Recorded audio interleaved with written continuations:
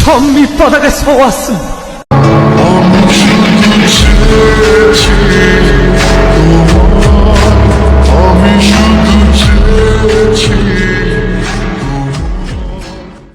Jungkook একটা পাকা হাসি দিল।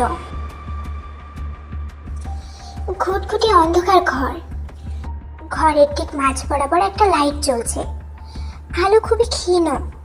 ঘরের ঠিক মাঝ বরাবর একটা বৃহৎ আকারের কাঠের চেয়ার, অনেকটা রাজকীয় মতো। সেখানে কালো কাপড়ে আবৃত একটা ব্যক্তি বসে আছে। সামনে তার 3 জন মতো পালোয়ান ছেলে হাঁটু গেড়ে বসে রয়েছে। কালো কাপড়ে আবৃত লোকটি ভারেকে কণ্ঠে বলল। লোকটার কথা শুনে 3 জন পালোয়ানের মধ্যে একজন পালোয়ান ছেলে উঠে দাঁড়ালো। কালো কাপড়ে আবৃত লোকটা তার মাথা উঁচু করলো, মুখে কালো মাস্ক দেওয়া আর মাথার উপর কালো হুডির টুপি টানানো, যার ফলে লোকটার শুধু 2 চোখ দেখা যাচ্ছে। আবছা আলোয় লোকটার চোখ কোনো জন্তুর থেকে কম কিছু লাগছে না। রক্তলাল চোখ জল করছে, মনে হচ্ছে যেন এখনই আগুনের লাভা বেরিয়ে আসবে। কালো কুচকুচে পালোয়ান ছেলেটি বারবার ঢোক গিলছে। বস, আমার মুখে মাস্ক ছিল, সাথে আমার মাথাও ঢাকা ছিল, তাই আমাকে চিনতে পারার কোনো প্রশ্নই ওঠে না। মাথা নিচু করে কথাগুলো বলছিল। পালোয়ান ছেলেটির কথা বলার মাঝেই ওই কালো কাপড়ে আবৃত লোকটা একটা বন্দুক বের করে পালোয়ান ছেলেটির মাথায় গুলি করে দিল।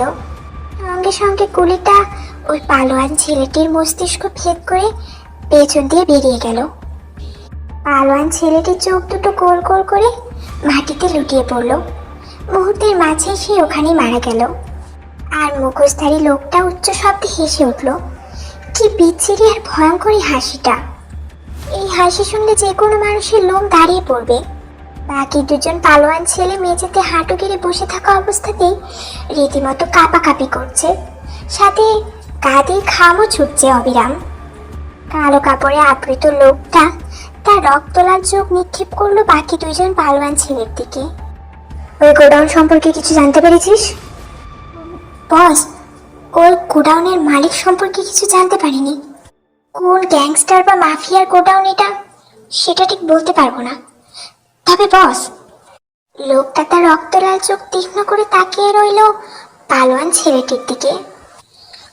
বস, ওই যে পাতি মাফিয়া 2টার খোঁজ পাওয়া যাচ্ছিল না, ওই 2টা মাফিয়াকে হয়তো এই গোডাউনটা যার, এই মাফিয়াই গুম করে দিয়েছে। পালোয়ান ছেলেগুলোর বস আয়েশ করে রাজকীয় চেয়ারে হেলা দিয়ে বসল। চেয়ারের হাতলের ওপর নখ দিয়ে খেলা করছে। খেলা করতে করতে লোকটা ওই পালোয়ান ছেলের উদ্দেশ্যে বলল, কিভাবে বুঝলি তুই যে ওই মাফিয়াই? বস, গোডাউনের একটা দেয়ালে সব মাফিয়াদের ছবি দেখেছি, সাথে আরো কিছু বাতি গুন্ডাদের ছবি যারা স্মাগলিং এর সাথে যুক্ত। জি বস, সেখানে আপনারও একটা ছবি পেয়েছি। কথাটা শুনে সঙ্গে সঙ্গে কালো কাপড়ে আবৃত লোকটা কাঠের হাতল চেপে ধরে। রক্তলাল চোখে তাকায় 2 জন পালোয়ান ছেলের দিকে। সঙ্গে সঙ্গে পালোয়ান ছেলে 2টি মাথা নিচু করে ফেলে। ছেলে 2টাকে মাথা নিচু করতে দেখে হু হা করে হেসে ওঠে আবারও লোকটা।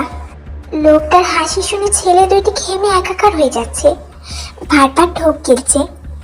এই লোকটা যে কতটা ভয়ঙ্কর সেটা তারা 2 জন খুব ভালো করে জানে।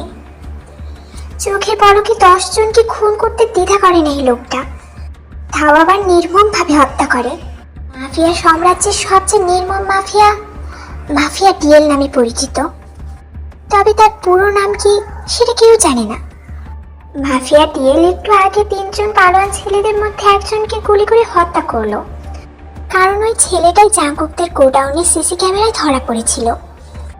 মাফিয়া ডিএল নিজের কাজের প্রমাণ রাখতে পছন্দ করে না, ইভেন রাখেও না, খুব সূক্ষ্মভাবে কাজ করে। সেই জন্যই তো যে কার্ডটা সিসি ক্যামেরায় ধরা পড়েছে তাকেই নিশ্চিহ্ন করে দিল, যাতে করে তার খোঁজ খবর এই পৃথিবীর আর কেউ না জানতে পারে। ফ্রেশ হইতে একেবারে স্কুল ড্রেস পরে বাথরুম থেকে বেরোলো। তবে স্কুলে যাওয়ার জন্য নয়, বরং পুলিশ স্টেশনে যাওয়ার জন্য। একেবারে সবকিছু গুছিয়ে রেডি হইতে বেরোলো ঘর থেকে।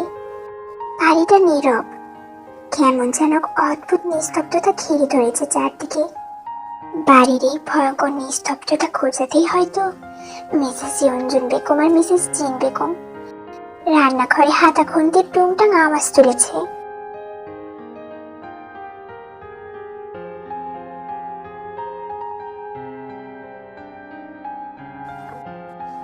একটা দীর্ঘ নিঃশ্বাস ফেলে জাগকের রুমে গেল।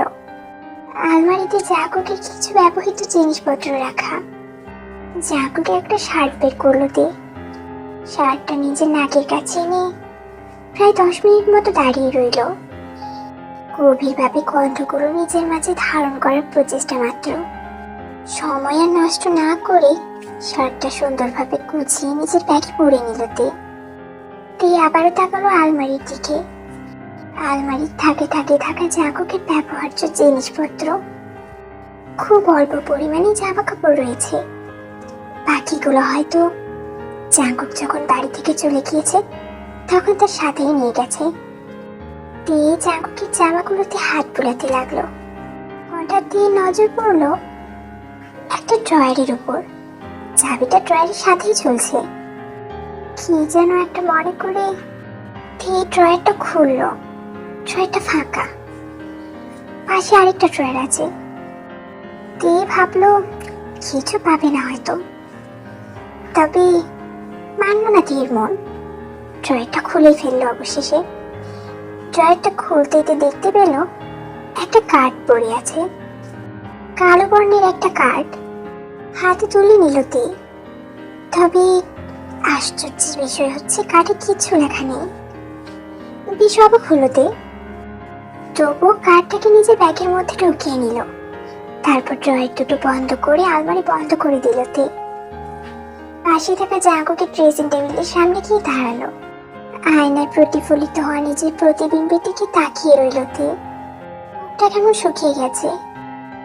নিজের প্রতিবিম্বের দিকে তাকিয়ে জয় আমিরের মতো তেরও বলতে ইচ্ছে করছে, হরি সবাইরে বানাইলা মোটা তাজা, আমারে বানাইলা খড়ি।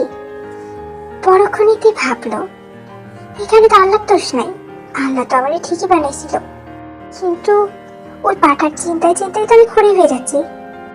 ছুরু খড়ি হই আর লড়ি হই, জাগক ভাইয়াকে যে করেই হোক নির্দোষ প্রমাণ করতে হবে। তবে প্রশ্ন হলো চাচু জাগক ভাইয়াকে এত ঘৃণা কেন করে? চাচি আম্মু যা দেখেছে চাচুও তাই দেখেছে। তবে চাচুর এমন ঘৃণার কারণ কি জাগক ভাইয়ার প্রতি?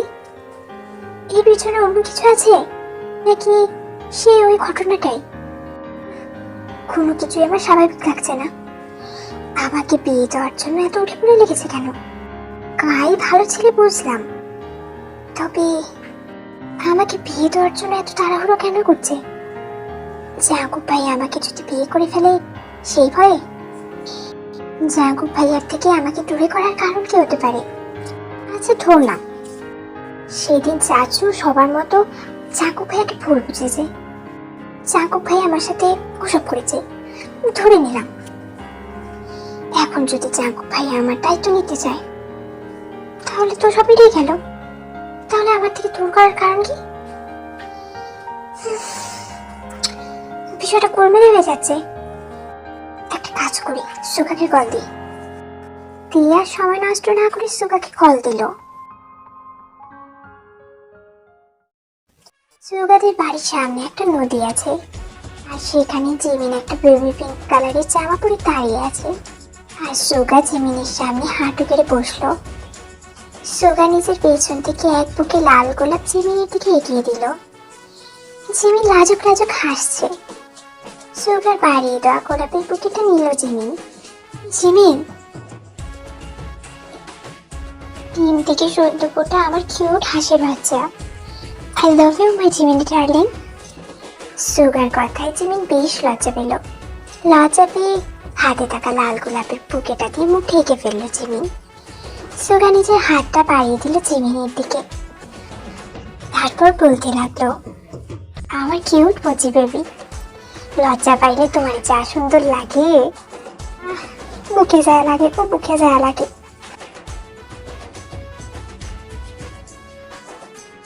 ও জান রে, তোমার ওই সুরেলা হাসির কণ্ঠে একটাবার বলো না আই লাভ ইউ।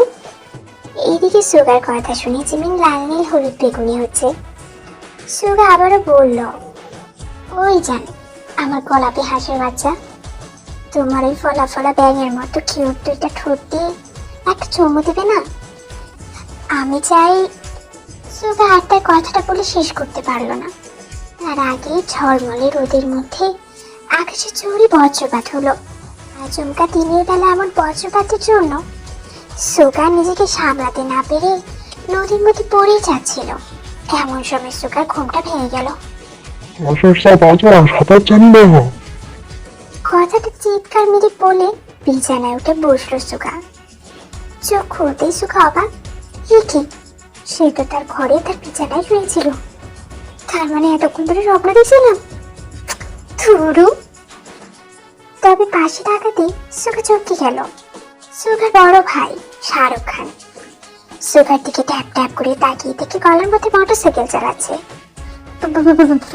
ভাইয়া তুমি এখানে কি করো?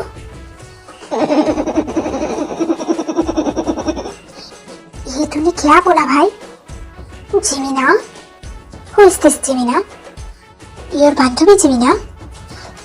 তোমাকে অত কিছু জানতে হবে না। আরে থামো তো, গলার মধ্যে কি ঘ্যার ঘ্যার ঘ্যার ঘ্যার ঘ্যার শুরু করছো? সকাল থেকে নষ্ট। ধ্যার, তোমার এই ঘ্যার ঘ্যারানির জন্য আমার এত ভালো একটা স্বপ্ন ভেঙে গেল। ধ্যার, ভালো লাগে না। अच्छा बच्चा ऐसा नहीं बोलता है मेरे भाई। ধুরু মিয়া, তোমার বাচ্চা বাচ্চা তোমার কাছেই রাখো। সত্য সব।